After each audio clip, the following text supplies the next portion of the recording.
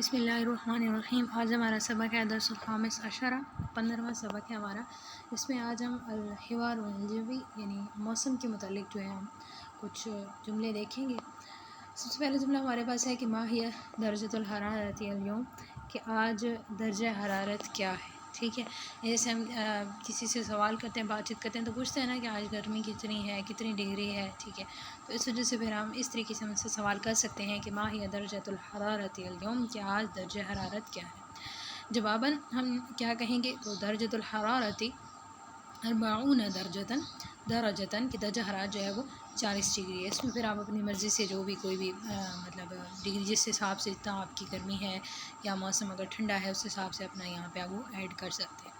مزید ہے جی جملہ ہمارے پاس کہ یہ گرمی برداشت نہیں کر سکوں گا، یعنی میں یہ گرمی برداشت نہیں کر سکوں گا یا نہیں کر سکوں گی، کیونکہ اتحمل واحد متکلم کا صیغہ ہے ہمارے پاس، تو وہ مذکر مؤنث دونوں کے لیے آتا ہے۔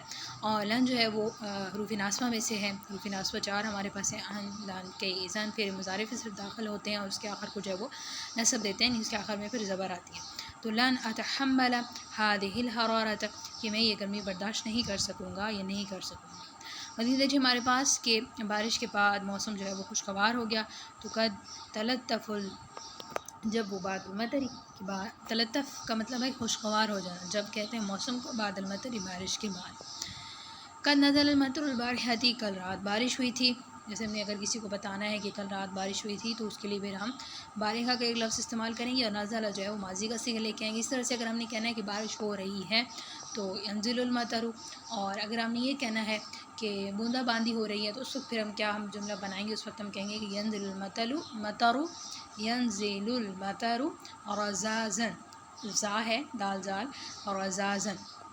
ٹھیک ہے جی، مزید ہے ہمارے پاس کہ تنفس الناس سعداء بعد المطر، کے بارش کے بعد لوگوں نے سکون کا سانس لیا۔ تنفس کا مطلب ہوتا ہے سانس لینا، ناس لوگوں نے، اسعداء سکون کا، بعد المطر بارش کے بعد۔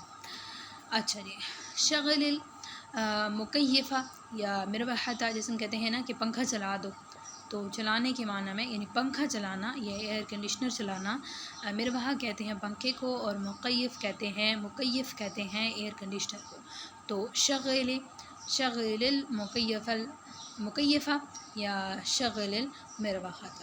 تو اب شغل جو ہے وہ امر کا صیغہ ہے، واحد ہے مذکر کے لیے، اور اگر مونث سے ہم نے کہنا ہے کہ کرو، ٹھیک ہے، یعنی کہ ایئر کنڈیشنر آن کرو یا پنکھا آن کرو، تو شغل یعنی لا کے ساتھ یا بھی آئے گا لیکن وہ ساکن ہے، اس وجہ سے پھر پڑھا نہیں جا رہا ہے، کیونکہ آگے پھر دوبارہ ساکن ہے تو ہم نے ملانا ہے جب دو حروف کا آپس میں، تو اس وجہ سے پھر یا جو ہے وہ پڑھا نہیں جائے گا، لیکن لکھنے میں شغلی لام کے ساتھ یا جو ہے وہ ضرور آئے گا جب ہم نعرہ جو مخاطب ہے وہ اگر مونث ہے۔ تو اسی طرح سے ہمارے پاس ہے کہ اشعر بالحر، کہ مجھے گرمی محسوس ہو رہی ہے یا ٹھنڈ محسوس ہو رہی ہے، تو اس کے لیے جب ہم کہتے ہیں نا محسوس ہو رہی ہے چیزیں یا مجھے تکلیف محسوس ہو رہی ہے، تو اس کے لیے فعل جو استعمال ہوتا ہے وہ ہوتا ہے اشعر، تو مذکر و مؤنث دونوں کے لیے استعمال ہوگا کیونکہ واحد متکلم کا صیغہ ہے، بالحر۔ ٹھیک ہے جی، اور اسی طرح سے مزید جملہ ہمارے پاس ہے کہ بچے گرمیوں میں آئس کریم بہت پسند کرتے ہیں، تو جملہ ہم کیسے بنائیں گے جی، تو یحب الاطفال البوظۃ کثیرا فی الصیف، صیف کہتے ہیں گرمیوں کو، بوظہ کہتے ہیں آئس کریم کو، یحب کا مطلب ہوتا ہے پسند کرتے ہیں، یحب الاطفال البوظۃ کثیرا فی الصیف۔ عادت الکہرباء، کی بجلی واپس آ گئی یا بجلی چلے گی، تو بجلی چلے گی کے لیے ہم جملہ کیا بنائیں گے، انقطعت الکہرباء، اور بجلی واپس آ گئی تو عادت الکہرباء۔ ٹھیک ہے، یہ دونوں فعل ہم استعمال کریں گے۔ یہ تھا جی آج ہمارا 15واں سبق، نیکسٹ ہم انشاءاللہ کل کریں گے۔